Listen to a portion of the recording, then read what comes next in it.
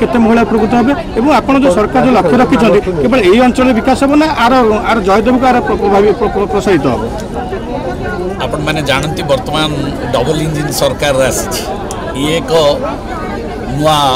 व्यवस्था परिवर्तन होती सरकार कहते जे माँ मान हाथ में कम देवु युवक मान हाथ में कम देवु ये तार गोटे प्रथम पदक्षेप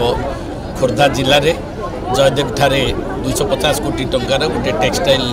यूनिट गारमेंट यूनिट आज शुभारंभ होती ये 20,000 कोटी टंका इन्वेस्टमेंट हम भुवनेश्वर संसदीय क्षेत्र भुवनेश्वर जटणी बेगुनिया खोर्धा एवं टांगी इंडस्ट्रियल हब होबाकू जाउछि बर्तमान भुवनेश्वर संसदीय क्षेत्र ये नमूना मात्र आरंभ होइछि आरंभ एवं आगे को मेक इन ओडिशा हम से बहु कंपनीज माने आसीबे एवं ओडिशा रे जो कथा भारतीय जनता पार्टी सरकार कहिछि जे आमे समस्त युवक मानक हाथ में काम दबु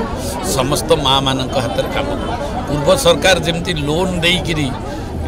शुद्ध छाड़ करुला एवं शुद्ध बेपार चलता से शुद्ध बेपार भितर माँ मैंने बाहरी आसिक निजे निज हाथ आत्मनिर्भरशील निज निजे रोजगार क्षम हो पारे एथि सरकार प्रयास होती डबल इंजिन सरकार मत चाहूँ।